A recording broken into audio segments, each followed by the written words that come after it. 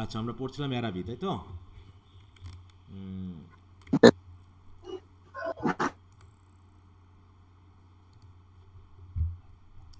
আমরা কতদূর পড়েছিলাম? Sir, if I go, I said I will bring you something. এইটা, তাই তো? এখান থেকে আমরা শেষ করেছিলাম, তার মানে Yes, sir. তো একটা বাজারের কথা বলা হয়েছে, তাই না? অ্যারাবি কি আসলে একটা জায়গার Yes, নাম, sir. না? Bazar একটা naam. বাজারের নাম, যেখানে মোটামুটি পার্ক বলতে পারো, বা হচ্ছে বিভিন্ন ফেয়ার হয়, মেলা হয়, ওইরকম একটা জায়গা যেখানে ফ্যান্সি আইটেম পাওয়া যায় হয়তো, বিশেষ করে বাচ্চাদের জন্য বা মেয়েদের জন্য। যেমন মেলা হলে বিভিন্ন উপাদান, বিভিন্ন জিনিস পাওয়া যায়, এরকম একটা জায়গা যেখানে ইয়ং ছেলে মেয়েদের আনাগোনা বেশি, যেখানে যাওয়াটা অনেকটা রোমান্টিক আইডিয়ালের মতো মানুষের কাছে, বিশেষ করে ইয়ং জেনারেশনের কাছে খুব পছন্দের একটা জায়গা। হ্যাঁ, তো আমরা রাইটারের কোনো নাম পেয়েছি এখানে? স্পিকারের, No, sir. সরি, রাইটার বলতেছি, স্পিকারের কোনো নাম কিন্তু আমরা পাইনি। এমনকি ওই লেডির নামটা পেয়েছি, No, sir. লেডির নামও পাই নাই, কিন্তু একজন ব্যক্তির নাম পাওয়া গেছে, সেটা হলো কি, তার বন্ধু ম্যাঙ্গান, নাকি? Manga. এবং তার বোন হিসাবে ওই মেয়েটাকে তুলনা, মানে বলা হয়েছে বা রেফার করা হয়েছে। তো এখানে we see that the speaker has developed a kind of fancy or love or attraction to that girl. সেই গার্লের প্রতি একটা অ্যাট্রাকশন তৈরি করেছে, and she is always in his imagination. হ্যাঁ, বলছে কি, এমন জায়গা যে জায়গাতে রোমান্টিক আসার কথাই না, সেখানেও তার ওই মেয়ের কথা মনে পড়ে। হ্যাঁ, এরকম একটা বিষয়, যেটা মানে আমাদের ইয়ং জেনারেশনের জন্য একটা কমন পিকচার, যে কারো প্রতি একবার ভালো লাগা তৈরি হলে স্বপনে শয়নে, নাকি সে গানে আছে না, ওইরকম আর কি, সবসময় দেখতে থাকে। তো এখানেও আমাদের যিনি স্পিকার, তার ঘটনাও কিন্তু একই ঘটনা ঘটতেছে। হ্যাঁ, তার অবস্থাও একই। তো যাই হোক, এখন যেহেতু ম্যাঙ্গান পছন্দ করে এই বাজারে যেতে, এবং সেখানে ভালো জিনিস পাওয়া যায়, কিন্তু সে যেতে পারছে না বিশেষ একটা কারণে। সুতরাং সে কিন্তু বলেওনি যে তোমাকে যেতে হবে, কিন্তু স্পিকার আমাদের কি বলছে, সে কিন্তু অলরেডি ধরে নিয়েছে যে সে যাবে না। বলছে, দেখো এই জায়গায় বলছে কি, if I go I said I will bring you something. হ্যাঁ, if I go I will bring you something, আমি গেলে আমি তোমার জন্য কিছু নিয়ে আসবো। ওকে, তো তারপরে এইভাবে বলছে, what innumerable follies laid waste my waking and sleeping thoughts after that evening. মানে কি, ওই ইভিনিংয়ের পরে, তার সাথে কথা হওয়ার পরের ইভিনিং থেকে, মানে পরের দিন থেকে, কত রকমের যে আজে বাজে চিন্তা ভাবনা, ফলিস মানে কি, বোকামি চিন্তা ভাবনা। হ্যাঁ, West my waking and sleeping, তাই তো? আমার জেগে থাকা এবং ঘুমিয়ে, মানে ঘুমিয়ে থাকা অবস্থায় যে চিন্তা ভাবনা, সেগুলোকে ওয়েস্ট করতেছে। হ্যাঁ, লেড ওয়েস্ট মানে শুধু আজে বাজে চিন্তা, শুধু ওই সকল চিন্তা, তাই তো, তাকে নিয়ে চিন্তা, এই সকল চিন্তা ভাবনাতে তার চিন্তা সব কি হচ্ছে, ওয়েকিং অ্যান্ড স্লিপিং, মানে সে জেগে থাকি আর ঘুমিয়ে থাকি, মানে শয়নে স্বপনে, যেটা বলা হচ্ছে নাকি, সে গানের মতো সব সময় শুধু তার কথাই চিন্তা ভাবনায় এসে যাচ্ছে। এই কথা কিন্তু এখানে বলা হয়েছে। আচ্ছা, তারপরে কি বলছে, I wish to oh annihilate. Sir, sorry to disturb you. হ্যাঁ, বলো। স্যার, এমবি দিয়ে ক্লাস করছি তো, হঠাৎ করে লিভ নিতে পারি স্যার। আচ্ছা, ঠিক আছে, সমস্যা নেই। হ্যাঁ, I wish to annihilate the tedious intervening days. আর আমার মনে হচ্ছে যে এই যে মাঝখানে যে দিন, এই দিনগুলো যদি আমি বেশ মুছে দিতে পারতাম। হুম, কারণ কি, মেলাটা কবে হবে এখানে বলা হয়েছে? এখানে No, কবে sir. হবে মেলাটা? এখানে মেলাটা আগে বলা হয়নি কবে হবে। তো মেলাটা হবে এখানে পরবর্তীতে বলা আছে, তাহলে এই মাঝখানে যে কয়েকটা দিন, এই যে দেখো, এখানে হবে স্যাটারডে নাইট। হ্যাঁ, তো এই নাইটটা আসার আগ পর্যন্ত মাঝখানে যে দিনগুলো, এই দিনগুলো যেন যাচ্ছে না। হ্যাঁ, তাই মনে হচ্ছে, আমার মনে হচ্ছে যদি আমি এগুলোকে একদম অ্যানিহিলেট করে দিতে পারতাম, মানে একদম শেষ করে দিতে পারতাম, মুছে দিতে পারতাম, যে কালকেই বা আজকেই হয়ে যাবে দিনটা, তাহলে খুব ভালো হতো। I chafed against the work of school. মানে স্কুলের যে সকল কাজকর্মগুলো দেয়, যে সকল হোমওয়ার্কগুলো দেয়, হ্যাঁ, সেগুলোও ভালো লাগে না, এর ইজিবিজি করে কাজ হয়। At night in my bedroom and by day in the classroom. হ্যাঁ, রাতের বেলায় বেডরুমে আর দিনের বেলায় ক্লাসরুমে কি হয়, her image came between me and the page I strove to read. হ্যাঁ, তাহলে তার ছবি সবসময় এসে সামনে এসে হাজির হয়। হ্যাঁ, যে আমি পড়তেছি, দেখা যাচ্ছে তার চিন্তা মাথায় আসার কারণে পড়ার মাথায় ঢুকতেছে না। হচ্ছে যত আই স্টপ টু রিড, মানে আমি চেষ্টা করি পড়ার জন্য, কিন্তু পড়ায় মন বসে না। মন বসে না পড়ার টেবিলে, সিনেমার নাম শুনেছ? হ্যাঁ, বাংলাদেশের সিনেমা আছে, মন জি বসে না স্যার। পড়ার না টেবিলে। স্যার, হ্যাঁ, শুধু তার মানে নাটক শুনছি। তাই আচ্ছা। সেরকম আর কি, যে আর পড়ার মানে টেবিলে বসতে ইচ্ছা করতেছে না। হ্যাঁ, পড়তে ইচ্ছা করলেও পড়তে পারছি না, ইত্যাদি চিন্তা করে। কারণ কি, দ্য সিলেবালস অফ দ্য ওয়ার্ড অ্যারাবি, আর ওই যে অ্যারাবি নামক যে শব্দটা, এই ওয়ার্ডটা কি হচ্ছে, war call to me through the silence, হ্যাঁ, ইন হুইচ মাই সোল লাক্সারিয়েটেড। হ্যাঁ, ওই শুধু এই অ্যারাবি কথাটা মনে আসতেছে, আর আমার হৃদয়টা কি হচ্ছে, উৎফুল্ল হয়ে উঠতেছে। And cast an eastern enchantment over me, এবং এক ধরনের আবেগ, এক ধরনের মোহ আমাকে পুরো ঘিরে ফেলছে, হ্যাঁ, এনচ্যান্ট করে ফেলতেছে আমার। I asked for lived two go to the বাজার অন স্যাটারডে নাইট, অতএব স্যাটারডে নাইটে আমি বাজারে যাব, এই জন্য আমি ছুটি নিয়েছিলাম আন্টির কাছে। হ্যাঁ, তার মানে আমরা যার, যে স্পিকার, সে কি তার বাবা মায়ের সাথে থাকে না আঙ্কেল আন্টির সাথে থাকে? আঙ্কেল আন্টির সাথে। আঙ্কেল আন্টির সাথে থাকে, তাই তো। তার বাবা মায়ের বিষয় এখানে গুরুত্বপূর্ণ নয় বা আনা হয়নি। মাই আন্ট ওয়াজ সারপ্রাইজড, আমার আন্টি তো খুব অবাক হয়ে গেল, কেন আমি যাবো। And hope it was not some free some affair. দেখো, ফ্রি ম্যাসন অ্যাফেয়ার, হ্যাঁ, মানে তিনি বলতে চাইলেন, মানে তিনি অবাক হলেন যে কেন যাব, কোনো আজে বাজে কোনো কাজ আছে নাকি। দেখো, ফ্রি ম্যাসন অ্যাফেয়ার বলতে কি বোঝাতে যাচ্ছে?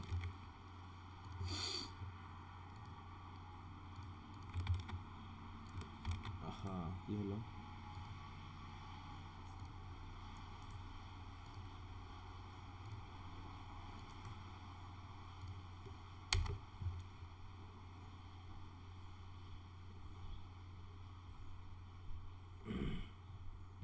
এখানে এটা বলা হয়েছে, মানে ধর্মীয় ব্যাপারের সাথে রিলেটেড আর কি। হ্যাঁ, দেখো, প্রিভিয়াসলি হচ্ছে দ্য ন্যারেটার্স আন্ট, আচ্ছা, শুধু ওইটার কথাই নিয়ে আসছে।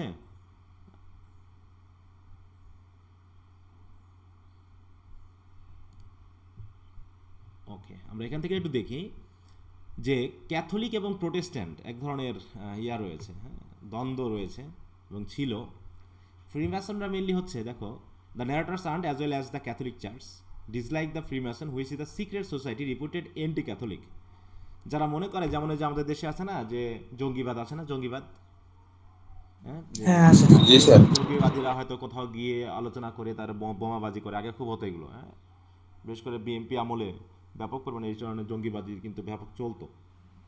বাংলা ভাই, হ্যাঁ, বাংলা ভাই ছিল, তাই না, তারপরে হচ্ছে যে শিবির বা জামাত শিবিরের অধীনে এগুলো করা হতো। JMB.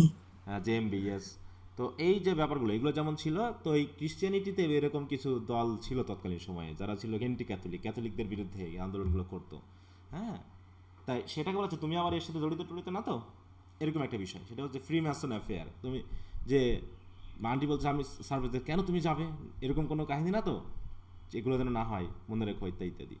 I answered few question in class, ক্লাসেও ভালো লাগতো না, স্যাররা কোনো কিছু জিজ্ঞাসা করলে দুই একটা উত্তর দিতে পারতাম।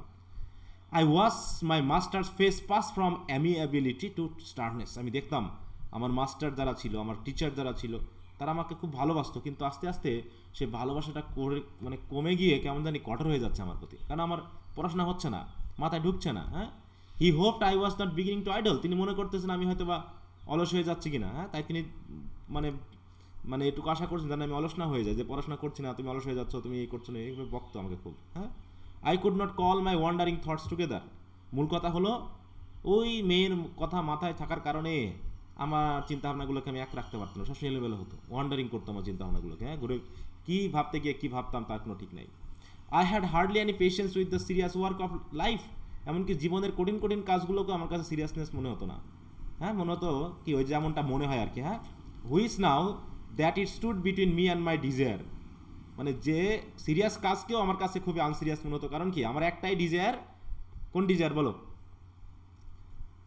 সিম টু মি বাজারে চাইল্ডস যাবো প্লে, হেঁটে। আগলি মোনোটোনাস চাইল্ডস প্লে, মানে জীবনের সিরিয়াস কাজগুলো শুধুমাত্র ওই যে অ্যারাবিতে যাওয়া আর ওই মেয়ের, হ্যাঁ, অ্যাফেকশনের জায়গাটাকে ঠিক রাখা, এছাড়া আমার আমার এই ডিজায়ারের মধ্যে যদি কোনো কিছু ঢুকতো, সেটা সিরিয়াস কাজ হলো, আমি সেটা করতাম না। কারণ কি, ওইগুলোকে আমার সবচেয়ে বাজে কাজ মনে হতো। যে seem to me child's play, ugly monotonous child's play মনে হতো। যে এই জন্য তো যে সেই মানে এই আবেগগুলো এমন একটা ক্ষতিকর আবেগ, যে রাজা সিংহাসন ছেড়ে, হ্যাঁ, ইংল্যান্ডের এক রাজা আছে বুঝছো, সে সিংহাসন ছেড়ে দিয়েছিল এক নর্তকীকে শুধু বিয়ে করার জন্য, বুঝতে পারছো, ডান্সারকে বিয়ে করবে, হায় হায় হায় হায়, এই কি রাজ্য ছেড়ে অবস্থা! দিয়েছে। অনেকে তো ধনী পরিবারের, হ্যাঁ, মেয়ে হওয়া সত্ত্বেও দেখা যাচ্ছে এক রিক্সাওয়ালার সাথে বা গাঁজাখোরের সাথে পালিয়ে যাচ্ছে, আছে না, গাঁজাখোরের সাথে পালিয়ে যাচ্ছে, জানে সে হ্যাঁ, তাই মেয়ে হয়। ছেলেটা নেশা করে, এ করে সে করে, সে খারাপ জেনেও তার সাথে চলে যাচ্ছে, কারণ কি, এই যে এই আবেগ, হ্যাঁ, যেটা হচ্ছে কি নেশার থেকেও ক্ষতিকর, নেশা করলে তো তাও হলো, এটাতে আরও ক্ষতিকর, যে তোমার জীবনের টার্গেটগুলোই নষ্ট করে দিবে। তো এই জন্য রাইটার এই বিষয়টা লিখেছে, মানে যে কী ধরনের একটা নেশাগ্রস্ত অবস্থা এই সময়ে হতে পারে, যেখান থেকে আমাদের কি করা উচিত, আমাদের একটু মুক্ত হওয়া উচিত, আমরা ঠেকা না খাওয়া পর্যন্ত ওই জায়গা থেকে যেন আমরা সরে আসি না, হ্যাঁ, সবসময় মানে এক ধরনের বিষণ্ণতা কাজ করবে, বিতৃষ্ণা কাজ করবে, হ্যাঁ, এই ব্যাপারগুলো রাইটার কিন্তু এখানে সেটা তুলে ধরেছে একজন স্পিকারের মাধ্যমে। যাই হোক, on Saturday morning I reminded my uncle, যেহেতু শনিবার রাতে আমার যাওয়ার কথা, আমি সকালে কিন্তু আঙ্কেলকে মনে করিয়ে দিয়েছিলাম that I wish to go to the bazaar in the evening. He was fussing at the hall stand looking for the hat brush and answered me curtly, yes boy I know. মানে তিনি আমার কথায় খুব একটা মনোযোগ দেননি, তিনি ওই তার হ্যাড ব্রাশটা খোঁজার জন্য হল স্ট্যান্ডে দৌড়াদৌড়ি করতেছিলেন, হ্যাঁ। তো এই অমনোযোগী অবস্থায় তিনি আমাকে কার্টলি আনসার করলেন যে ইয়েস বয় আই নো, কিন্তু আসলে তিনি মনোযোগ দেননি। এই মনোযোগ না দেওয়ার কারণে পরে একটা ঘটনা ঘটে যাবে।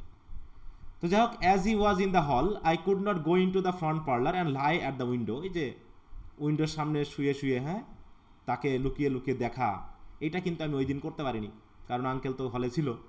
I left the house in bad humour, মন খারাপ করে বাড়ি থেকে চলে গেলাম, and walk slowly towards the school. The air was pitilessly raw and already my heart misgave me, হ্যাঁ, কেমন আবহাওয়াটা কেমন জানি রুক্ষ মনে হচ্ছিল, এবং আমার মনে মনে এক ধরনের মিসগেভ মানে হচ্ছে মিসগিভিং, মানে সন্দেহ তৈরি হচ্ছে যে আদৌ কি আমি যেতে পারবো তো, কাজ হবে তো, এই সকল ভাবতেছি আর স্কুলের দিকে যাচ্ছি। দেখো স্কুলে মন নাই, ওই একই চিন্তা, হ্যাঁ, অ্যারাবিতে যেতে হবে, তার জন্য কিছু নিয়ে আসতে হবে। এরকম আবেগ কি কাজ টাজ হয়েছে নাকি আরাফাতের? না, হয় নাই স্যার, হয় নাই। এখনো হয় নাই? তাহলে তোর সময় পার হয়ে হ্যাঁ, গেছে। হ্যাঁ। হুম, তাই কারোর প্রতি হয়নি? তাহলে তো বিপদ। হুম, তাহলে তো বিপদ, গল্প তাহলে মিথ্যা হয়ে গেল, হ্যাঁ। আচ্ছা, না অনেককে দেখেছি জীবনে, অনেক স্যার, অনেক কিছু তো হয় স্যার আসলে, কিন্তু মনে কর বলা তো পাত্তা আর যায় দিতে না গেলে নাকি? আপনার হিসাবের কথাটা মনে পড়ে যায় স্যার, মানে হিসাব তো মিলে না, সব তো হ্যাঁ, ঠিকঠাক করি কিন্তু হিসাবের খাতাটা তো বড় বড়, হুম, ওটা তো আর আবেগ দিয়ে চলে না। হ্যাঁ, সরল অঙ্ক মিলতেছে না নাকি? আচ্ছা, জি স্যার, হ্যাঁ হ্যাঁ হ্যাঁ হ্যাঁ হ্যাঁ স্যার, জি ওটাই, অঙ্ক মিলে না স্যার, জীবনের অঙ্কটা মিলে না।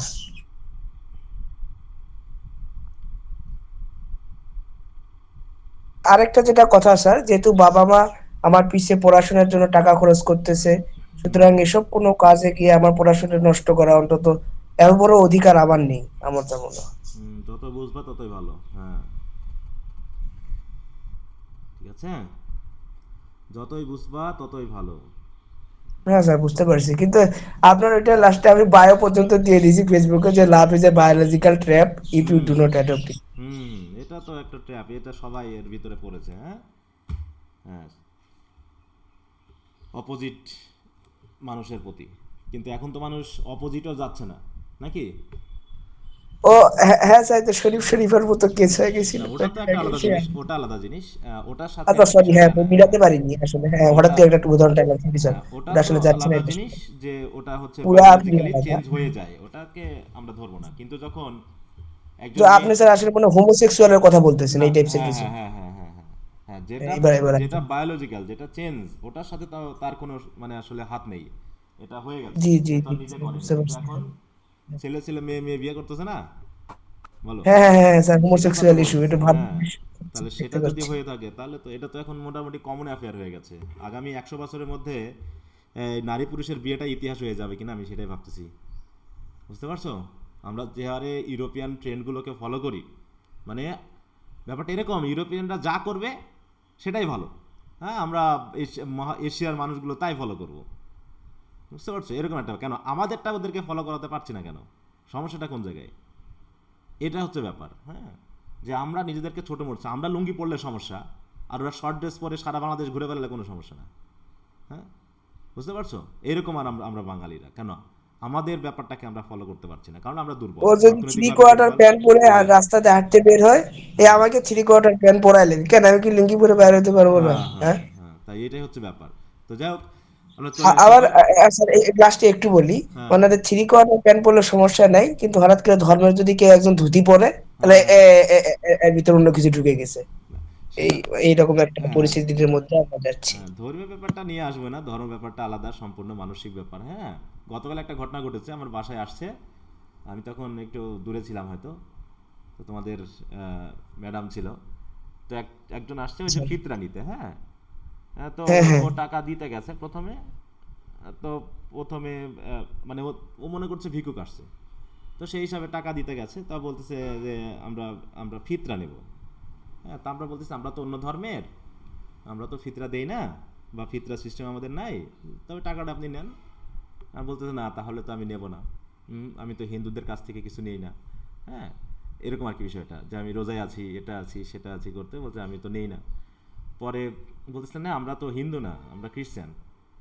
বলছে খ্রিস্টান না, আমি অন্য ধর্মের ওখান থেকে আপাতত নেব না। বলছে ভালো কথা, যেহেতু আপনি ফিতরা নিতে আসছেন, ভালো কথা, তাহলে না নিয়ে চলে গেল আর কি। হ্যাঁ, তো এই যে এই জায়গাগুলো, যে তার একটা ইয়ে আছে যে ফিতরাটা যেহেতু ইসলাম ধর্মেই মানুষরাই দেয়, তাহলে ওদের কাছ থেকে আমার নিতে হবে, নাকি অন্য কাছ থেকে আমি নেব না, তো নিলই না সে, আর আর কি চলে গেল। এই হচ্ছে ব্যাপার। হ্যাঁ, যে ধর্মীয় ব্যাপারগুলো মানুষের মানে গরিব হলেও বা এমনকি ভিক্ষুক হলেও, সেও কিন্তু দেখো ধর্মগুলো আমাদের একদম মানে কি বলো, অস্থি মজ্জা ও রক্তের সাথে মিশে থাকে। হ্যাঁ, এই জায়গাগুলো নিয়ে হয়তো বা কথা বলা যায় না। আচ্ছা, তো ঠিক আছে, আমরা চলে আসি। বলছে when I came home two dinner, তাহলে তার যাওয়ার কথা নাইটে, সে আঙ্কেলকে স্মরণ করিয়ে দিয়েছে সকালে। তাই when I came home two dinner my uncle had not yet bin home, আমার আঙ্কেল তখনও বাড়িতে আসেনি। স্টিল ইট ওয়াজ আর্লি, যদিও খুব মানে আমি যখন মানে আমার যেহেতু আবেগ কাজ করতেছে, তাই আমি তাড়াহুড়ো করতেছি, কিন্তু আসলে আঙ্কেল তো এখনও আসার কথা না, আরও পরে আসবে। I sat staring at the clock for some time, ওই যে ঘড়ির দিকে আমি তাকিয়েই থাকছি। হ্যাঁ, মানে ঘড়ির দিকে তাকিয়ে আছি, কখন বাজবে, কখন আঙ্কেল বাসায় আসবে। And when it ticks begin to irritate me, হ্যাঁ, যখন এই যে টিকিং কী করতেছে, মানে এটা ঘড়ি কাটা যাচ্ছে আর আমি তত বেশি মানে বিরক্ত হয়ে যাচ্ছি। And I left the room, আর রাগে বাড়ি রুম থেকে চলে গেলাম। I mounted the staircase and gained the upper part of the house, সিঁড়ি বেয়ে মোটামুটি উপরে উঠে গেলাম। The high cold empty gloomy rooms liberated me, সেখানে যে ওই যে বড় রুম রয়েছে, হ্যাঁ, সেটা মোটামুটি আমার কাছে একটু লিবারেট মনে হলো, মানে একটু মুক্ত মনে হলো। And I went from room to room singing, এবং মনের সুখে, হ্যাঁ, গান গাইতে গাইতে এ রুম সে রুম ঘুরে বেড়ালাম, যে রুমে কেউ থাকে না। From the front window I saw my companions playing below in the street, নিচে দেখলাম আমার সঙ্গীরা খেলা করতেছে রাস্তায়। Their cries reached me weakened and indistinct, হ্যাঁ, এবং তাদের চিৎকার আমার কাছে আসছে, কিন্তু খুবই আস্তে আসতেছে। হ্যাঁ, মানে অনেকটা অস্পষ্ট আসতেছে। And leaning my forehead against the cool glass, I looked over at the dark house where she lived, আর ওই যে গ্লাস রয়েছে উইন্ডোর, তাই তো, সেখানে একটু মাথা ঠেকিয়ে তাদের ওই অন্ধকার বাড়ির দিকে তাকিয়ে থাকলাম। I looked over at the dark house where she lived, I may have stood for an hour, সেখানে মনে হয় আমি প্রায় 1 ঘন্টা দাঁড়িয়েছিলাম। সিং নাথিং, কোনো কিছুই দেখি নাই, but the brown clad figure cast by my imagination, সেখানে হয়তো সে ছিলই না, তারপরেও কল্পনায় আমি যেন তার ফিগারটা দেখতে পাচ্ছি, তার বাড়ির সামনে ঘুরছে। Touched discreetly by the lamp light at the curve neck, যেটা আমি ওই আগে দেখেছিলাম। হ্যাঁ, যে ল্যাম্পের লাইট পড়েছিল তার এই ঘাড়ের উপরে, হ্যাঁ, ঘাড়ের উপরে যে চুলগুলোর হচ্ছে, সব কিছু দেখে সেই ইমেজটা আমার মাথায় কাজ করতে হবে, যে touched discreetly by the lamp light at the curve neck, at the hand upon the railings and at the border below the dress, সেই যে ইমেজটা আমি যেন কল্পনায় সেই ইমেজই দেখতে পাচ্ছি, অথচ আমি সেখানে তার দিকে তাকিয়ে 1 ঘন্টা, প্রায় 1 ঘন্টা সময় নষ্ট করে ফেলেছি। তো যাই হোক, when I came downstairs I found Mrs Mercer sitting at the fire, যখন আমি নিচে আসলাম দেখলাম মিসেস মার্সার আগুনের পাশে বসে আছে। আগুনের পাশে কেন, কোন সময় ছিল এটা, শীতের সময় নাকি, হালকা ঠান্ডা, মানে একটু ঠান্ডা আছে, তাই ফায়ারের পাশে বসে আছে Mrs Mercer. She was an old garrulous women, তিনি ছিলেন কি একজন গেরুলাস, মানে জানো তো, what is the meaning of garrulous? বলো তো।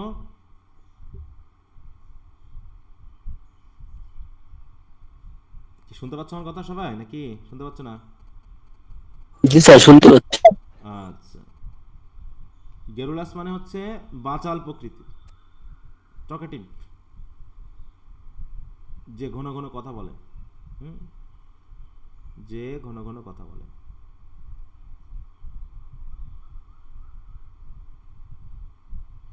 আচ্ছা, তারপর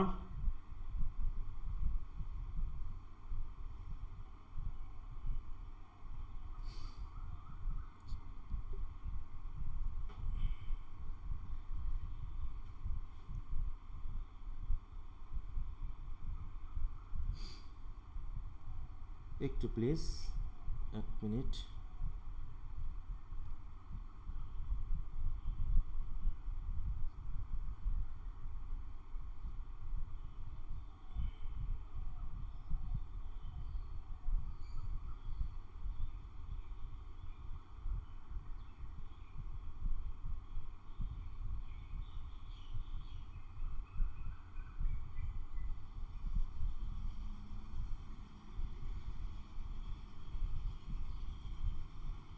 আচ্ছা, তাই বলছে she was an old garrulous women, a pawnbroker's widow.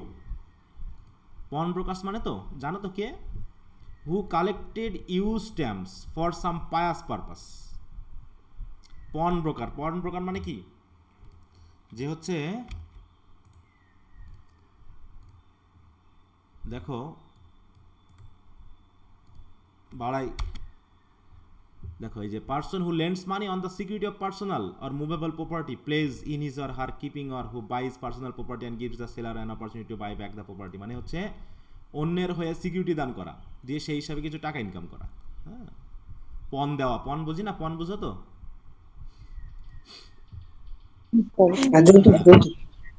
হ্যাঁ, ওটা যৌতুক ঠিক না, এটা হচ্ছে মনে করো মনে করো তুমি, আমি তোমাকে আমার মোবাইলটা জমা দিয়ে কিছু টাকা নিয়েছি এবং টাকা ফেরত দিব, আমি আমার জিনিসটা নিয়ে যাব। ও সেইটা তো তাহলে কিছুটা বন্ধকির মতো হ্যাঁ, যাচ্ছে বন্ধকি আছে, আমাদের। বাংলাটা আমার মনে পড়তেছিল না, এটা হলো কথা, বন্ধকি দেওয়া। হ্যাঁ, a person who lends money on the security of personal and movable property placed in his or her keeping or who buys personal property and gives the seller an opportunity to buy back the property. ওই বন্ধকি নেওয়া, জমি বন্ধক নেয় না, যে এত টাকা দিয়ে আমি জমিটা নিচ্ছি, মানে কারো টাকা দরকার, সে জমিটা আমার কাছে রেখে টাকাটা নিয়ে গেল, নিয়ে গিয়ে তার টাকা আবার পরে ফেরত দিয়ে জমি ব্যাক করে নেবে, এটাকে বলা হচ্ছে বন্ধকি। হ্যাঁ, তো তিনি হচ্ছেন উইডো। উইডো মানে কি? বিধবা, নাকি তার স্বামী মারা গেছে আর কি। তাহলে তার স্বামী কি ছিলেন? বন্ড ব্রোকার ছিলেন। হ্যাঁ, who collected used stamps for some fire purpose, মানে ফায়ার পারপাস, তার আবার শখও ছিল স্ট্যাম্প কালেক্ট করা। I had to endure the gossip for the tea table. টি টেবিলে বসে বসে তার ওই গেরুলাস, হ্যাঁ, টকেটিভ কথাবার্তা আমাকে সহ্য করতে হচ্ছিল। The meal was prolonged beyond an hour. খাবার খাইতে খাইতে আরও 1 ঘন্টা। Still my uncle did not come. আই রে কপাল, বিপদ এবার। হ্যাঁ, আঙ্কেল আসতেছে না। Mrs Mercer stood up to go. Mrs Mercer কে ছিল আসলে তাদের বাড়ির? Maid servant. হ্যাঁ, বলছে Mrs Mercer stood up to go. She was sorry she couldn't wait any longer. তিনি আর থাকতে পারতেছেন না। But it was after 8 o'clock and she did not like to be out late as the night air was bad for her. যেহেতু 8টা বেজে গেছে, হ্যাঁ 8টা পার হয়ে গেছে, এই জন্য রাতের বাতাস তার কাছে ভালো লাগছে না, তাই সে থাকতে চাচ্ছে না। When she had gone, I began to walk down the room, cleansing my fists. হ্যাঁ, my aunt said, তখন আমার আন্টি বলল, I'm afraid you may put off your bazaar for this night of our Lord. হ্যাঁ, বলছে আজকে রাতের জন্য আপাতত বাদ দাও। বলো। হ্যাঁ, তো ফিস্ট মানে মাই ফিস্ট বলতে। ফিস্ট মানে হচ্ছে মুষ্টি।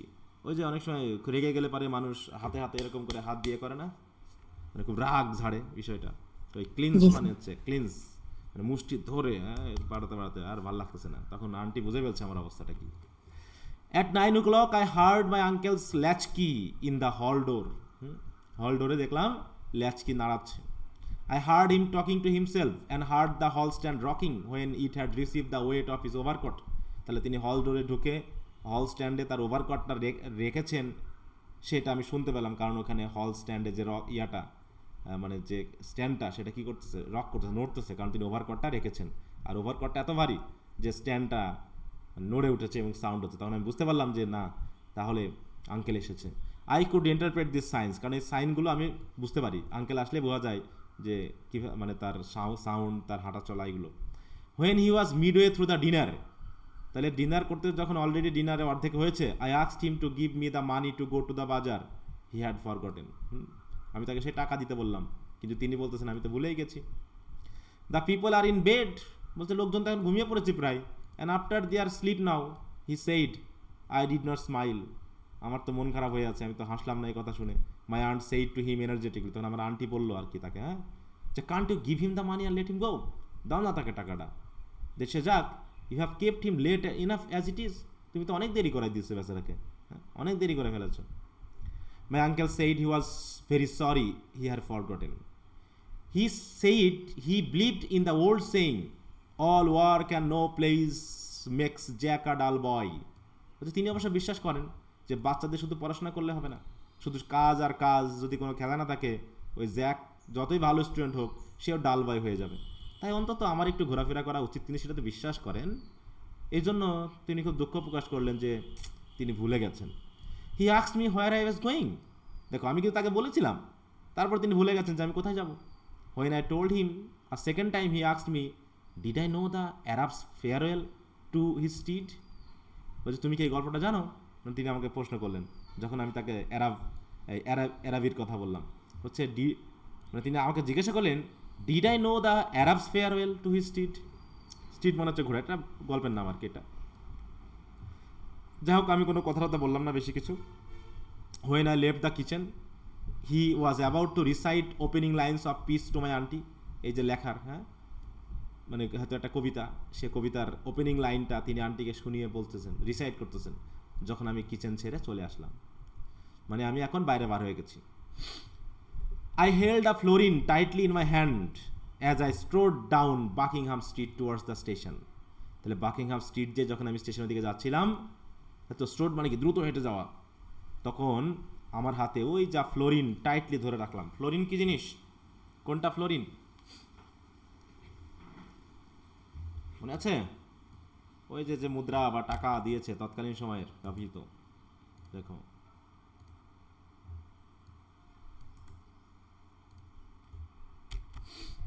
এই যে এরকম টাকা বা মুদ্রা, হ্যাঁ, গোল্ড কয়েন, তো সেই টাকা আমি ধরে আছি হাতে, টাইট করে ধরে দৌড়াচ্ছি, হ্যাঁ, বা দ্রুত বেগে যাচ্ছি স্টেশনের দিকে।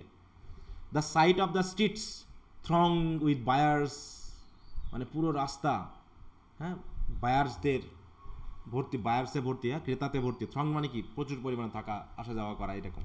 অ্যান্ড গ্ল্যারিং উইথ গ্যাস, এবং গ্যাস লাইট গ্ল্যারিং মানে উজ্জ্বলভাবে জ্বলছে। এগুলো সব কিছু recalled to me the purpose of my journey, আর এই সব কিছু আমাকে মনে করিয়ে দিচ্ছে তুমি কেন যাচ্ছ বাজারে। কেন যাচ্ছে সে বলো? নিজের জন্য? না স্যার। সে যাচ্ছে কিছু একটা কিনবে নাকি তার সেই প্রিয় পছন্দের ব্যক্তির জন্য। I took my seat in a third class carriage of a deserted train. Deserted মানে হচ্ছে লোকজন কম আছে এরকম একটা ট্রেনে, থার্ড ক্লাস ইয়াতে উঠলাম, কম্পার্টমেন্টে। আফটার অ্যান ইনটলারেবল ডিলে, মানে অনেক দেরি করার পর, the train moved out of the station slowly, কোনোরকম ধীরে ধীরে স্টেশন পার হচ্ছে। It crept onward among ruinous house and over the twinkling river. Train তো যায় আমরা জানি, কখনো গ্রামের ভিতর দিয়ে, কখনো মাঠের ভিতর দিয়ে, কখনো নদীর উপর দিয়ে, হ্যাঁ। টুইঙ্কলিং রিভার মানে যেখানে ওই যে ইয়ার আলো, চাঁদের আলো বা হচ্ছে তারার আলো গিয়ে পড়তেছে ওই পানির ভিতরে, তাই টুইঙ্কলিং লাগতেছে, হ্যাঁ, সেই ড্যাফোডিলের মতো। অ্যাট ওয়েস্টল্যান্ড র স্টেশন, একটু স্টেশনের নামটা খেয়াল করো। অ্যাট ওয়েস্টল্যান্ড র station a crowd of people press to the carriage doors, মানে ওখানে ওঠার জন্য চেষ্টা করলো, but the পোর্টার্স move them back, কিন্তু তাদের পোর্টার্স তাদের সরিয়ে দিল, saying that it was a special train for the বাজার। তাহলে বাজারের জন্য এটা হচ্ছে স্পেশাল ট্রেন, বাজারে যারা যাবে শুধু তাদের জন্য এই ট্রেনটা। I remained alone in the bare carriage, কিন্তু আমি একাই থাকলাম, আর কেউ উঠলো না। In a few minutes the train drew up beside an improvised wooden platform. একটা প্ল্যাটফর্মে আসলো, সেটা হচ্ছে তাও আবার ইম্প্রোভারিস্ট, মানে হচ্ছে যেন কোনোদিন পরিষ্কার করা হয়নি, ভাঙাচোরা একটা প্ল্যাটফর্মে এসে দাঁড়ালো। I passed out onto the road and saw by the lighted dial of a clock that it was 10 minutes to 10. মানে কয়টা বাজে, কয়টার সময় সে পৌঁছালো? 10টা ভালো করে খেয়াল করো। 10টা 10 10 minutes to 10. ভালো করে কে বলতে পারবে? 10টা বাজতে 10 মিনিট বাকি। হ্যাঁ 10 মিনিট তাহলে হচ্ছে 9:50 বাজে। মানে 10টা বাজতে 10 মিনিট দেরি।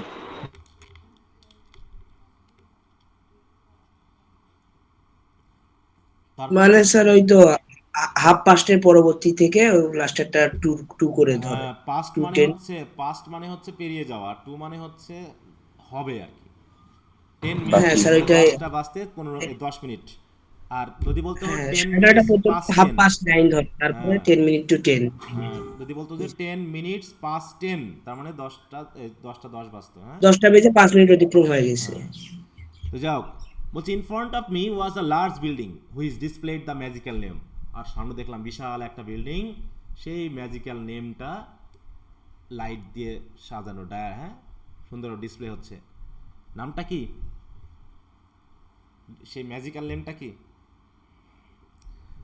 বলো? স্যার আরবি। অ্যারাবি, তাই তো? ওকে।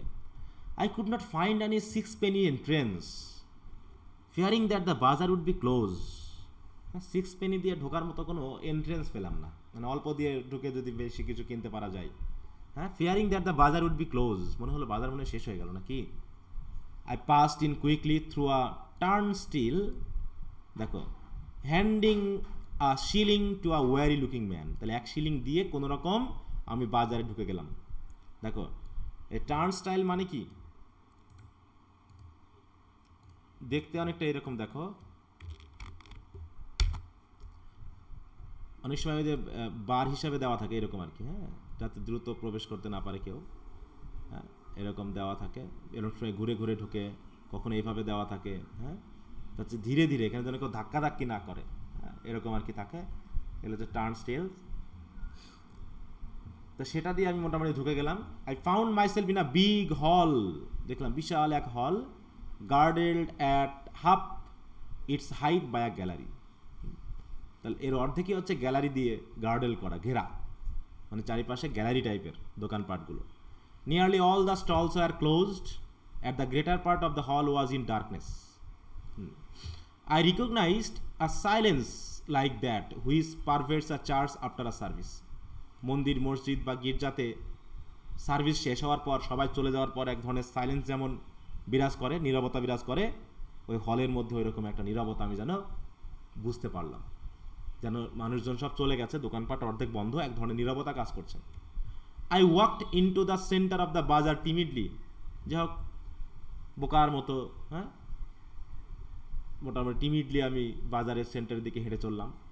আ few people are gathered about the stalls which are still open, যে দোকানগুলো এখনও খোলা আছে সেই দোকানগুলোর সামনে অনেকে ভিড় করতেছে। Before a curtain over which, আর সেই দোকানের সামনে বা যে দোকানগুলো খোলা আছে তার মধ্যে একটাতে দেখলাম লেখা আছে দ্য ওয়ার্ডস ক্যাফে চ্যান্টেড, চ্যান্টেড হবে না চ্যাসনেট হবে, কোনটা বলো তো? চ্যান্টেন্ট লেখা আছে। হ্যাঁ স্যার লেখা আছে, হ্যাঁ হ্যাঁ? চ্যান্টেন্ট লেখা আছে। আচ্ছা ঠিক আছে। I written in a colored lamp দিয়ে, 2 men were counting money on a salver, মানে টাকা রাখার যে বাক্স থাকে সেখান থেকে নিয়ে তারা টাকা গুনছে কয়েকজনকে, মানে শেষের দিকে তো টাকা পয়সা হিসাব মেলাচ্ছে আর কি। এই যেরকম পাত্র যেখানে টাকা রাখে আর কি, হ্যাঁ হয়তো সেটাকে বোঝাচ্ছে।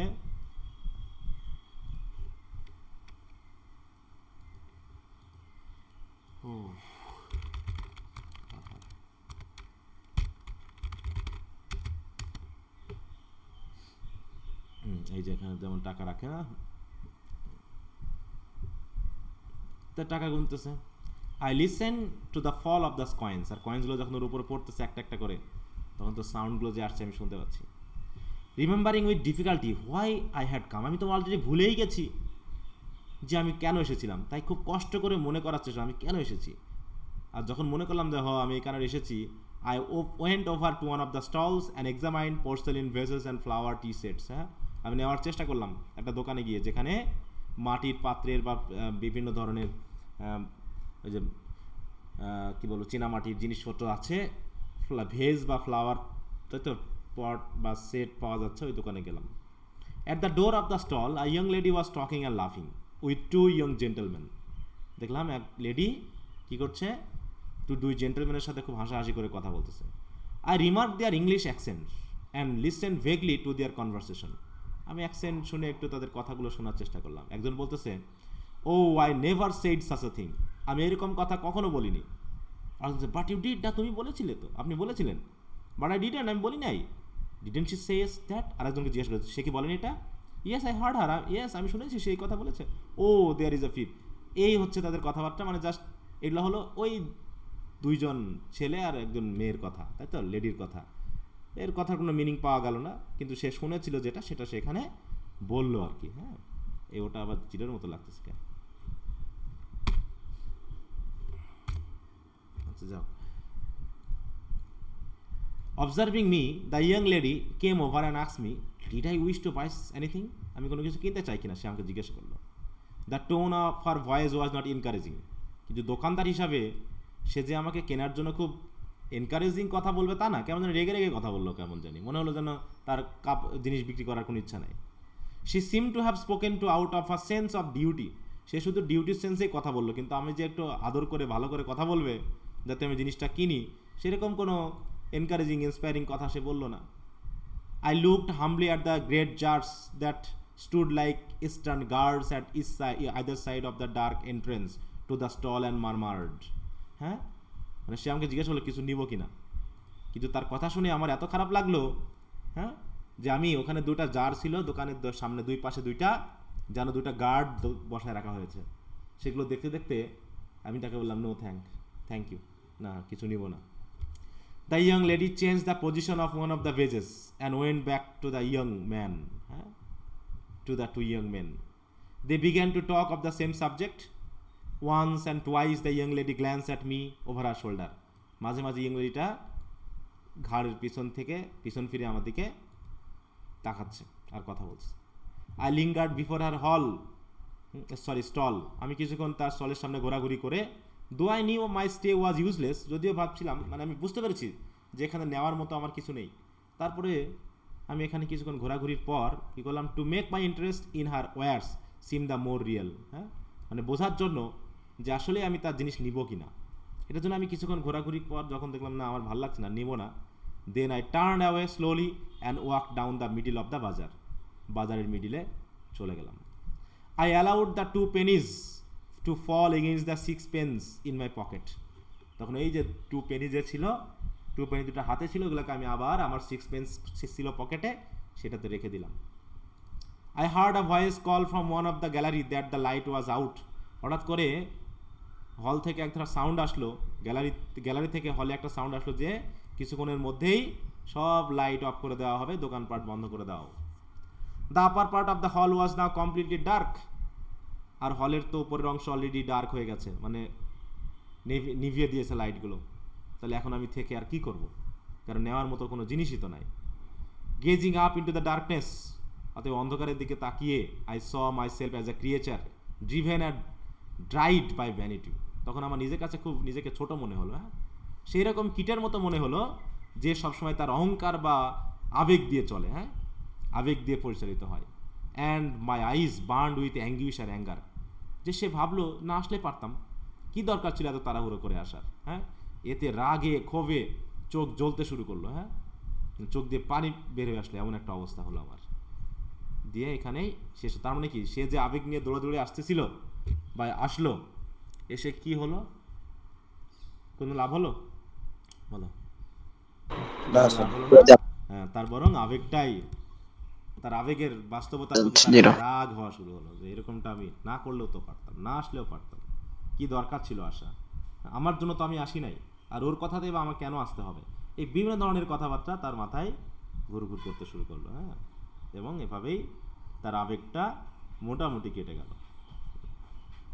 ঠিক আছে, আল্লাহ স্যার এখানেই শেষ এখানেই শেষ। ওই যে নাকি শর্ট স্টোরি, বাকি আছে? অসমাপ্ত ঘটনা। হ্যাঁ শর্ট স্টোরি কেমন ও, হয়, শেষ হইয়াও হইলো না শেষ। যেমন আমরা গেমসের টুইলাইট পড়লাম, কেমন হলো, যে সে রাগে ক্ষোভে কাতরাতে থাকলো, কাঁদতে থাকলো, এই দিয়ে তার শেষ হয়ে গেল। দেখো সব জায়গাতে, তারপর হচ্ছে কি আমরা গার্ডেন পার্টিতেও পেলাম, সেখানেও কি লরা দুঃখে কষ্টে, হ্যাঁ, যেন চোখ দিয়ে পানি বাড়াতে শুরু করলো। শর্ট স্টোরি যে 3-4টা যেগুলো পেলাম, যেগুলো চাইল্ড সাইকোলজি নিয়ে লেখা, হ্যাঁ, যদিও গেমস আর টুইলাইটে ওদিকে রাভি, গার্ডেন পার্টিতে লরা, ওদের ব্যাপারটা একটু ভিন্ন, ওরা কিছুটা ছোট, আর এ তো মোটামুটি ইয়ং, হ্যাঁ, সে মোটামুটি একটা অন্যের প্রতি ফিলিং বা আবেগ, সেটা কিন্তু এখানে গ্রো করার মতো একটা সিচুয়েশন তৈরি করেছে। মানে এভাবেই দেখানো হচ্ছে যে আবেগটা আসলে শূন্য, আবেগের বশে কোনো কাজ করলে একটু ধাক্কা খাইতেই হয়। তখন তোমার রাগ হবে, ক্ষোভ হবে, এবং মনে মনে নিজের প্রতি, হ্যাঁ, মানে নিজে যে কি বলবো, অসহায়, এবং অসহায়ত্ব যে তোমার নিজের তৈরি, এগুলো দেখে বুঝে খুব রাগ আসবে, খুব রাগ হবে, হ্যাঁ। তো এই হলো স্টোরিটা, কথা বোঝা গেছে? তোমরা একটু এই যে শিটের এগুলো পড়ে নিবা। আমি এখানে এই যে থিমেটিক ডিসকাশনটা একটু তোমাদের সাথে আলোচনা করি, কারণ এটার আলোচনার বিষয়টা কি সেটা নিয়ে একটু আমাদের দেখা দরকার। বলছে Araby by James Joyce is a richly layered short story, delve into several themes. বেশ কিছু থিম আছে এখানে, অনেকগুলো বিষয়, যেমন হচ্ছে offering readers a poignant expression of adolescence, অ্যাডলোসেন্সের যে মেন্টাল পরিবর্তনগুলো তোমরা এইচএসসিতে পড়েছিলে না, অ্যাডলোসেন্স সম্পর্কিত প্যাসেজ। জি স্যার। হ্যাঁ, ওখানে কি আসে, অনেক পরিবর্তন আসে না মানুষের চিন্তা ভাবনার ভিতরে, তারপর যে বলছে অনেকগুলো এক্সপেরিয়েন্স হয় না, হ্যাঁ, এখানে সেই মানে অ্যাডলোসেন্স শিশু একটা, থেকে কৈশোর এটা পর্যায়ে ছিল এখানে। হ্যাঁ হ্যাঁ, আচ্ছা একটু মিউট রাখো। এগুলো হচ্ছে ডিজায়ার, ডিজিলিশনমেন্ট, মানে আকাঙ্ক্ষা এবং সে আকাঙ্ক্ষাহীন মানে পূরণ না হওয়া, and the contrast between romantic ideals and the harsh realities. Reality কি, যে টাইম কারো রোমান্টিকতায় স্থান দেয় না, হ্যাঁ। Adolescence and coming of age, প্রথম একটা থিম বলছে the protagonist of Araby is a young boy on the brink of adolescence, navigating the complexities of growing up and grappling with his burgeoning emotions. মানে এক ধরনের complexity কাজ করছে, মানে বোধগম্যতা, মানে সে এখন আবেগের বশে কি করছে না করছে তার কোনো ঠিক নেই। Joyce captures the protagonist transition from childhood innocence to adult awareness as he confronts the disillusionment and disappointment inherent in the journey to maturity. দেখো যেহেতু অ্যাডোলেসেন্স এটা পড়েছো তোমরা বুঝতে পারছো, এটা মিউট রাখো, হ্যাঁ। ডিজায়ার অ্যান্ড লঙ্গিং মানে আকাঙ্ক্ষার বিষয়টা বলছে, কন্ট্রারি টু দ্য মানে central to the story is the protagonist intense desire for Mangan sister, which serves as the driving force of the narrative. His infatuation with her represents a longing for connection and intimacy, সে চাচ্ছে তার সাথে connection হতে, intimate হতে, as well as yearning for something beyond the confines of his mundane existence, হ্যাঁ। এবং এমন কিছু সে আকাঙ্ক্ষা করতেছে, এমনভাবে সে তাকে পেতে চাচ্ছে যেটা সে হয়তো প্রকাশ করতে পারছে না। এই তাড়নাতে সে রাত হয়ে গেছে, তারপরও সে চলে গেছে কোথায়, হ্যাঁ, সেই সে জানে ওই সময় গেলে হয়তো কিছু কাজ করা যাবে না। এবার হচ্ছে ডিজিলিউশন অ্যান্ড রিয়েলিটি, বলছে the trip to Araby becomes a metaphor for the protagonist disillusionment with the world around him. সে আগে খুব আবেগ নিয়ে ভাবছিল, কিন্তু গিয়ে দেখলো এর আবেগের কিছু নাই। He imagines the bazaar as a place of wonder and enchantment only to find it barren and devoid of the magic he had anticipated. সে ভেবেছিল হয়তো ম্যাজিক্যাল কোনো কিছু হবে, ওয়ান্ডারফুল কোনো একটা জায়গা হবে, গিয়ে যা দেখলো তা মোটামুটি তার বাস্তবতা, হ্যাঁ, তাকে খুব দুঃখ দিল। হচ্ছে the stark contrast between his romantic fantasies and the harsh realities of life in Dublin serves as a catalyst for his disillusionment, forcing him to confront the limitations of his idealized worldview, হ্যাঁ।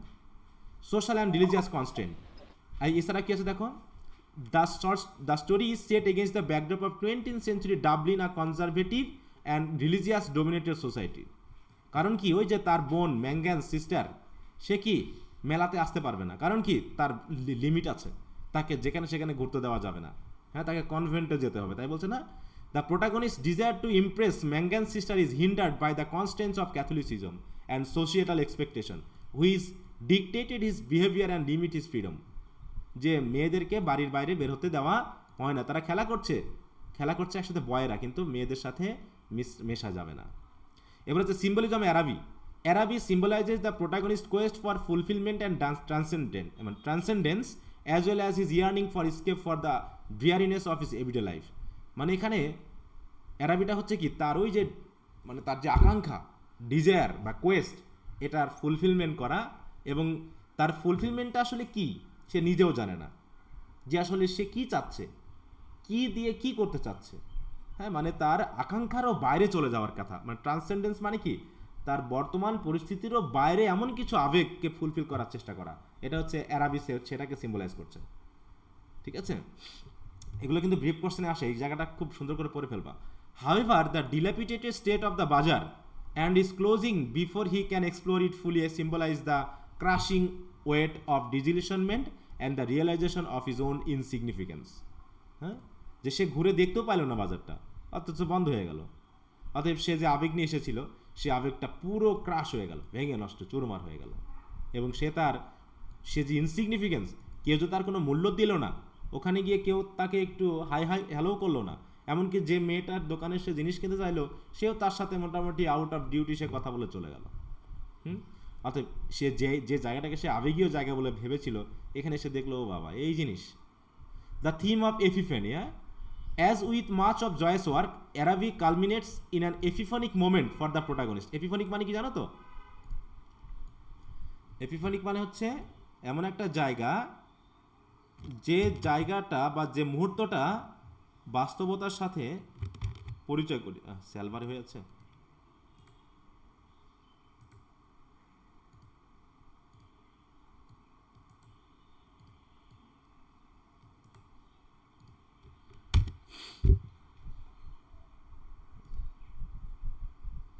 দেখো, a sudden intuitive perception or insight into the reality or essential meaning of something, মানে একই জায়গাতে এমন একটা পরিস্থিতি যে জায়গা তোমাকে বাস্তবতার সাথে তোমাকে কি করে দিবে, মানে রিয়েলিটিকে তোমার সামনে নিয়ে এসে দিবে, পারসেপ্ট করতে দিবে, মানে পারসিভ করতে দিবে, এরকম একটা জায়গা।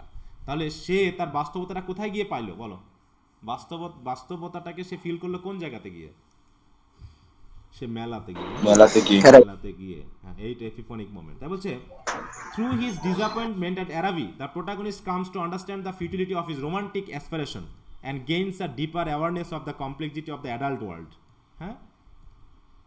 In summary, Araby by James Joyce is a masterful expression of the themes of adolescence, desire and disillusionment, and the contrast between romantic ideals and harsh realities. Through its vivid imagery, subtle symbolism, and এটা তো বুঝতে পারছো। তাহলে এই হচ্ছে কিছু thematic ব্যাপার, যেখানে কি কি বিষয় নিয়ে আলোচনা করা হয়েছে। হ্যাঁ,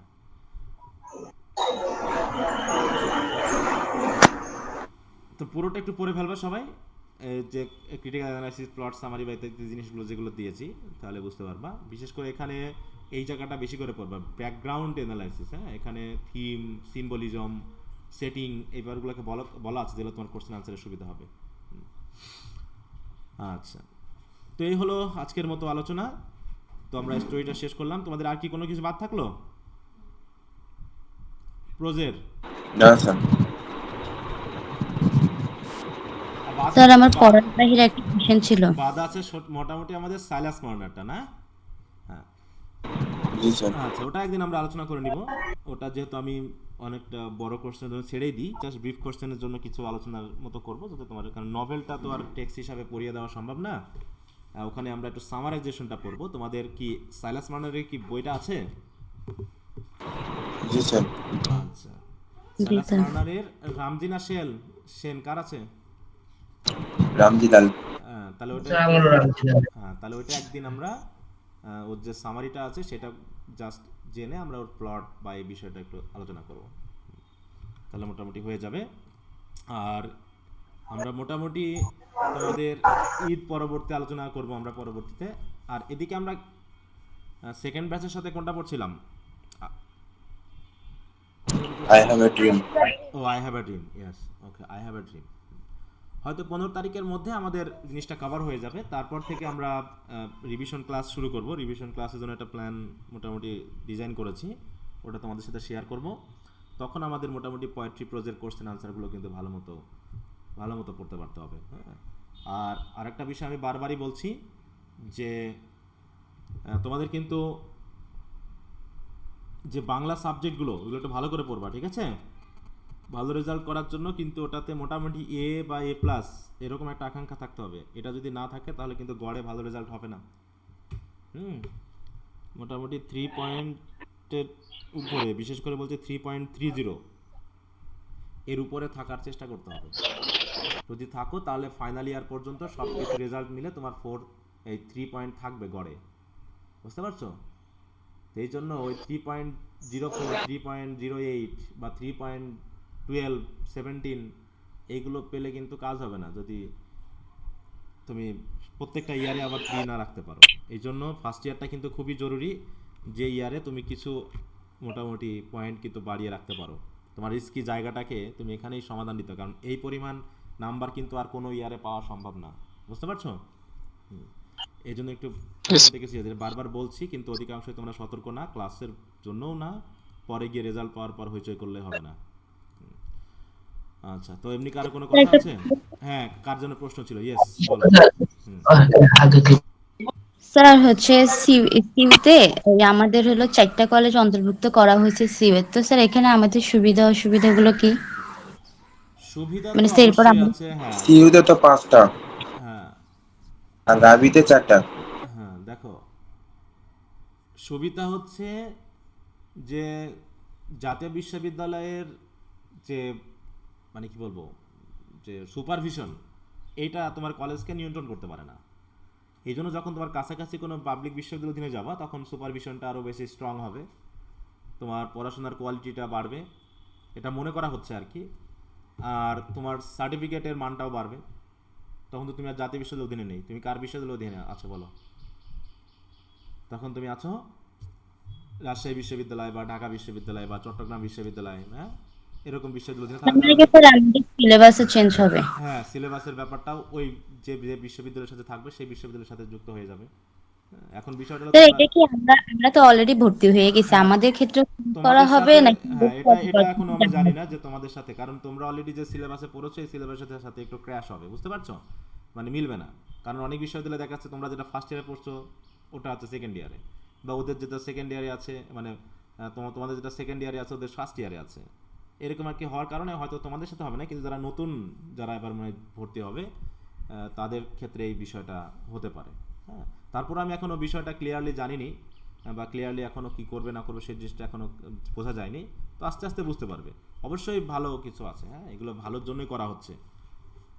মানে শুধু জেলা পর্যায়ের কলেজগুলো, জেলার বা হ্যাঁ, বিভাগীয় মধ্যে হ্যাঁ, যেগুলো যেগুলো আছে বিশ্ববিদ্যালয় সেগুলো, আছে সেগুলোর আন্ডারে মনে করবে। হ্যাঁ, হ্যাঁ, হ্যাঁ, এটা কারণ এত বিশাল পরিমাণ স্টুডেন্ট নিয়ে এটাকে নিয়ন্ত্রণ করা, রেজাল্ট দেওয়া, সেগুলোকে ভালো মতো কেয়ার করা, এটা আসলে একার পক্ষে, জাতীয় বিশ্ববিদ্যালয়ের পক্ষে সম্ভব না।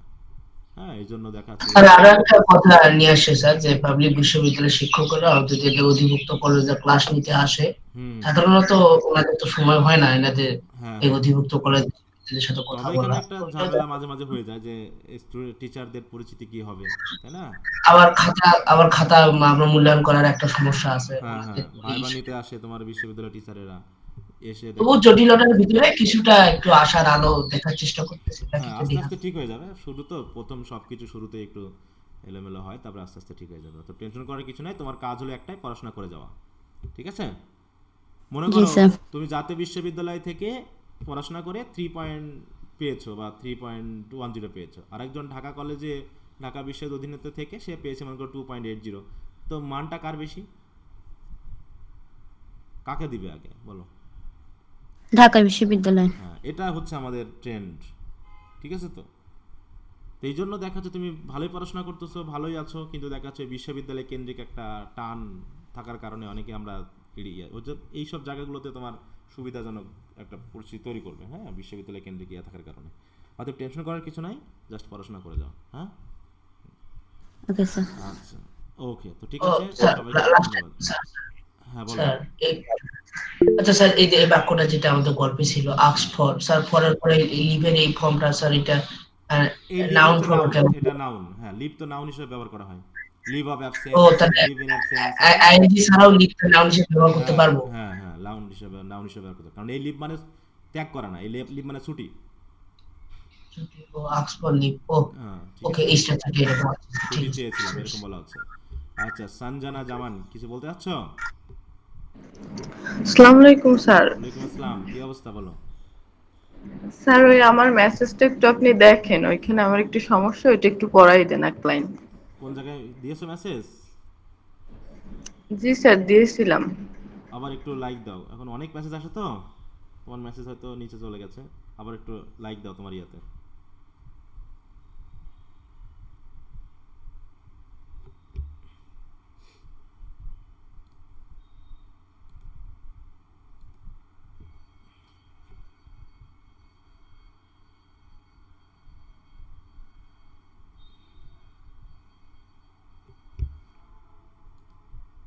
গেমস আর টুইলাইট থেকে, তাই তো? জি স্যার। হ্যাঁ, এটা ব্রাসি মানে কি বলো?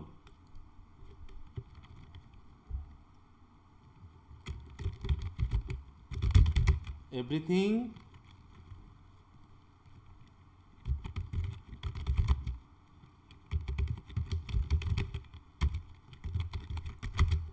মানে আমরা পড়েছিলাম যে যখন বাচ্চাদেরকে রুম থেকে বার করে হলো, তখন কি ব্যাপক পরিমাণ রৌদ্রের আলো পড়ছিল না বলো? সেই সময়ের কথা মনে করো, কি তখনও তো বিকাল হলেও সূর্য কি সূর্য কি অস্ত গিয়েছিল না কি ব্যাপক পরিমাণে আলো দিয়ে শাইনিং করতেছিল, কোনটা? ব্যাপক পরিমাণে আলো দিচ্ছিল। হ্যাঁ, তাহলে তুমি ব্যাপক যখন পরিমাণে আলো হ্যাঁ, দিয়েছিল। এবার যখন আলোটা পড়বে কোথাও তখন সেটাকে গ্লিমিং বলা হয়। গ্লিমিং মানে কি উজ্জ্বল হয়ে ওঠা। এবং উজ্জ্বল চকচক হওয়ার করা। পর যে কালারটা হচ্ছে সেটা হচ্ছে ব্রাসির মতো। ব্রাস বুঝো? ব্রাস মানে কি? ব্রাসি, এটুকুই বুঝি নাই, ব্রাস মানে ব্রেসটা কি? কি? ব্রাস মানে তামাটে বা তামাটে কালার, মাটির যে কালারটা হয়, এই যে এই যে এই কালারের, এই যে এইরকম, হ্যাঁ, মানে মাটি পুড়ে কালো হয়ে মানে এরকম কালার ধারণ করেছে। তাই বলছে মানে সবকিছু পিতলের মতো হ্যাঁ কালার। পিতলের মতো, তাই তো? আর বেয়ার মানে কি? শূন্য, কারণ ঘাস টাস সব মরে শেষ হয়ে গেছে। এরকম বলছে যে সবকিছুকে কেমন জানি ব্রাসি এবং বেয়ার মনে হচ্ছে, এইটা বলা হয়েছে। বুঝতে পারছো? হুম, জি স্যার বুঝতে হ্যাঁ, পারছি। আচ্ছা। আর কিছু কারো?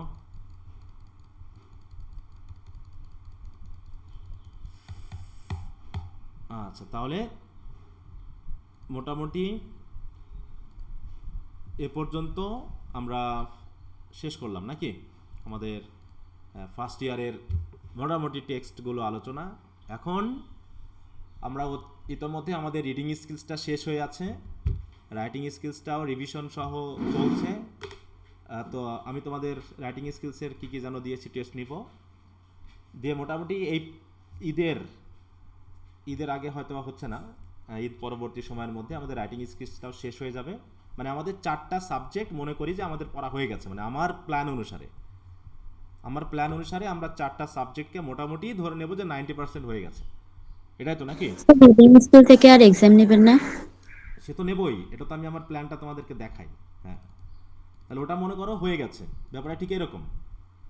স্যার রিডিং স্কিলস এর পার্ট বি যেই মানে প্যাসেজ গুলা দেওয়া আছে আপনি বলছিলেন যে ওগুলা মানে মানসম্মত হচ্ছে না, আপনি দিতে চাইছিলেন আচ্ছা, আপনি ওগুলো যেহেতু প্যাসেজ। মানসম্মত বলতে কি মানে কোথা থেকে আসবে তার তো কোনো ঠিক নাই, তাই না? এই জন্য আমাদের হ্যাঁ পড়তে হবে, ওটা বেশি ঠিক। বেশি পড়তে হবে। তো যখন বইগুলো থাকবে, এখন প্যাসেজ দেওয়া নেওয়া নিয়ে কোনো সমস্যা না, সমস্যাটা তুমি পড়তে পারছো কিনা এবং আনসার করতে পারছো কিনা, সেটা হলো কথা। হ্যাঁ, তো দেখো আমাদের প্ল্যানটা আমি করেছি হচ্ছে কত তারিখ থেকে কত তারিখ করলাম, এই যে 20 এপ্রিল থেকে, ঠিক আছে? তো আগস্টের 2 তারিখ পর্যন্ত আমি ভেবেছি যে পরীক্ষাটা এই পর্যন্ত হতে, এখন তার আগেও হতে পারে পরীক্ষা, সেই হিসেবে আমাদের এটাকে চেঞ্জ করতে হতে পারে প্ল্যানটা, ঠিক আছে? তো এর মধ্যে আমার হচ্ছে 15 সপ্তাহ পরে, এই 15 সপ্তাহের মধ্যে আমাদের রিভিশনটা হবে এরকম সপ্তাহভিত্তিক যে রিভিশন হবে, যে আমরা 20 তারিখ থেকে 26 তারিখের মধ্যে এইগুলো পড়ব।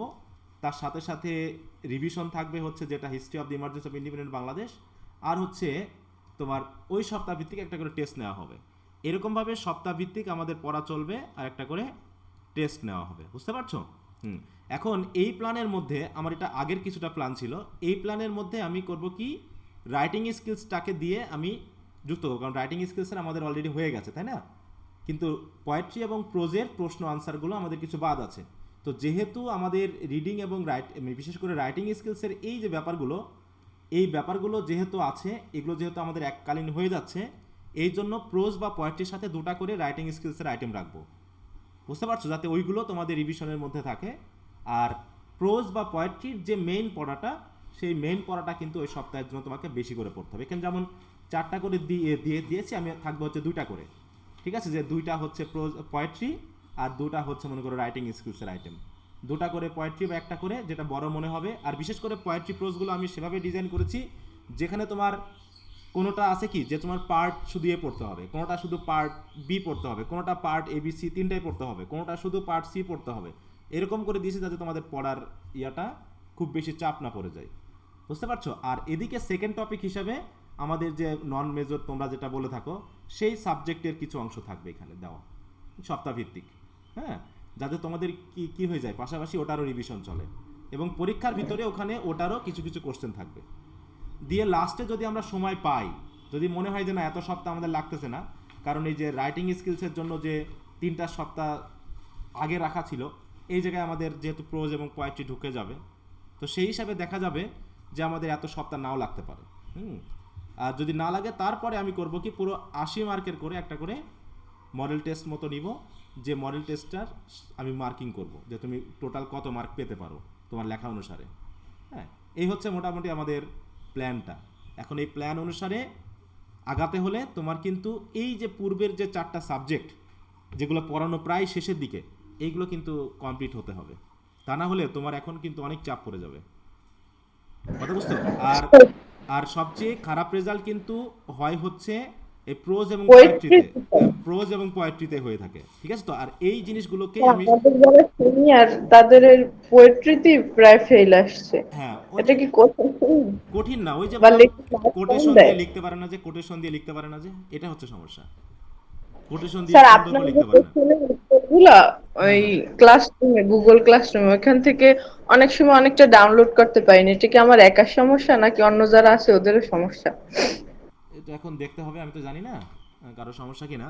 হ্যাঁ, সমস্যা হলে অবশ্যই জানাবা, অন্য কোনো উপায় নিতে হবে তাহলে। ঠিক আছে? হুম, সমস্যা হলে জানাতে হবে। হ্যাঁ, তো আচ্ছা ঠিক তাহলে আছে স্যার। এখন এই যে আমরা যে 15 সপ্তাহের বিষয়টা বলছি, এইখানে সবচেয়ে গুরুত্বপূর্ণ সময়টা আমাদের দিতে হবে প্রোজ এবং পোয়েট্রিতে। কারণ প্রোজ পোয়েট্রি আমরা মোটামুটি আলোচনা শেষ করেছি, এখন সেকেন্ড টাইম যখন আগাবো আমাদের ওই যে কোশ্চেন আনসার এখন আমাকে এইটাতে, কারণ আমি মনে করি বা বিশ্বাস করি যে রাইটিং স্কিলসের যে বিষয়গুলো সেটা তোমাদের অলরেডি 60-70% হয়ে আছে, হয়তো পুরোপুরি মুখস্থ না হোক, কিন্তু তোমাদের অন্তত ওইগুলো প্রিপারেশন বা প্রস্তুতি কিছুটা হয়ে আছে। এখন রিভিশনে যাতে ওইটার উপর চাপ বেশি দিতে না হয়, যাতে তোমার এখন মনে না হয় যে হায় রে আমি তো এতদিন কিছুই পড়ি নাই, স্যার শুধু দিয়েই গেছে, ক্লাস নিয়েই গেছে, আর আমি শুধু ক্লাসে অনুপস্থিত থাকছি, রেকর্ড ক্লাস করার নাম করেছি কিন্তু রেকর্ড ক্লাসগুলো দেখি নাই, পরীক্ষার জন্য প্রশ্ন দিয়েছে স্যার আমি পরীক্ষা দিই নাই। এই করলে পারে এবার তুমি কিন্তু গ্রুপ লিভ নিতে থাকবা। হ্যাঁ, শেষ পর্যন্ত দেখা যাবে থাকবে কয়জন পরীক্ষার সময়, পরীক্ষার আগে হয়তো 20-30 জন থাকতেছো, বাকিগুলো সব এলোমেলো অবস্থা। স্যার আমরাই এখন 30 জন ক্লাস করতেছি মাত্র। হ্যাঁ, এটা হয়তো যেহেতু আরবি অলরেডি ওদের হয়ে আছে, এরা তো আসেনি, কিন্তু সেটা না ক্লাস। যেমন আমি তোমাদের কয়েকজনকে দেখি যে কোনো ক্লাস হলে তোমরা থাকো, এটা কিন্তু একটা পজিটিভ দিক। হ্যাঁ, যে আমার ক্লাসটা হয়েছে তাই কি হয়েছে, আমি আবার পড়লে পারে আমি নতুন করে কিছু কিছু ফিল করা শুরু করব, নতুন ইনফরমেশন স্যার আমার মাথায় গেছে যাবে। আমরা ছিলাম ওই নেলসন ম্যান্ডেলা বা অন্যগুলো হ্যাঁ যখন হ্যাঁ, পড়াই। ওই তো বললাম যে যারা একাগ্র তারা একাগ্রই, আর একাগ্রতার পরিমাণ 100%, মানে 100 জনে 5 জন থাকে, আর সেই 5-7 জনই ভালো করে আর কি। সবাই অ্যাক্টিভ তো থাকে না, তারা মনে করে ও হয়েছে আর দরকার কিসের, এত পড়াশোনা করে লাভ কি। হ্যাঁ, সেটা তো আমি প্রতি বছরই দেখেছি একই ব্যাচে কেউ পাচ্ছে 3.5, তাই না, বা 3-এর উপরে, আবার কেউ দেখাচ্ছে পাসই করতে পারতেছে না, কিন্তু সে শুরু থেকেই পড়াশোনা করছে। এটা তো তার ইনবক্সে ঢুকলেই আমি বুঝতে পারবো যে সে কী করেছে। তো যাই হোক, এখন কিছু বলার নেই, সব যেহেতু প্রমাণ তোমাদের ইনবক্সেই থাকে। ইনবক্স মানে মেসেঞ্জার ইনবক্সটা কিন্তু একটা বড় একটা তোমাদের ডকুমেন্ট। হ্যাঁ, যে তুমি এ পর্যন্ত কি করেছো, পরীক্ষা দিয়েছো কিনা, তাই না, আমি যে নোটগুলো বলেছি সেগুলো করেছো কিনা।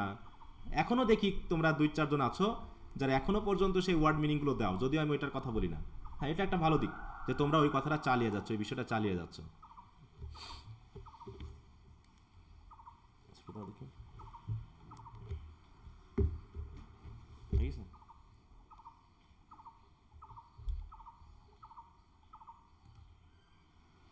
পলিটিক্যাল সায়েন্স, পলিটিক্যাল থিওরি, তারপর হচ্ছে এদিকে যেগুলো আছে সেগুলো শেষ করে ফেলো, যাতে আমাদের এই শেষ দিকে আমরা প্রোজ এবং পোয়েট্রির জন্য একটা স্ট্রং প্রিপারেশন নিতে পারি। হ্যাঁ, এবং বাংলা সাবজেক্টগুলোতে আমি বলছি কি এ এবং এ প্লাস পেতেই হবে, এমনভাবে প্রিপারেশন নাও। Okay, sir.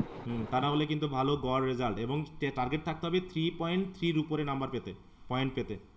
আর এটা কিন্তু এত সহজ না, ঠিক আছে, এত সহজ না, এই জন্য কঠিন পড়াশোনা করতে হবে, আর তা না হলে রেজাল্ট কিন্তু অনেকখানি কমে যাবে। এই কথাগুলো আমি সবসময় বলি, এখনও বলছি। এখন বিশ্বাস করা না করা তোমার ব্যক্তিগত ব্যাপার। বিশ্বাস করবা কি করবা না সেটা তোমার ব্যক্তিগত ব্যাপার, কিন্তু আমাকে আমার মতো ওই পাখির মতো গান গেয়ে যেতে হবে, ঠিক আছে, তো নবীদের মতো বলে যেতে হবে, বুঝতে পারছো? এখন সবাই তো শোনে না, সবাই শুনবে না। হ্যাঁ, আচ্ছা, তো ঠিক আছে, সবাইকে ধন্যবাদ। ওকে, by. Okay, sir. Assalamu alaikum. ওয়ালাইকুম আসসালাম।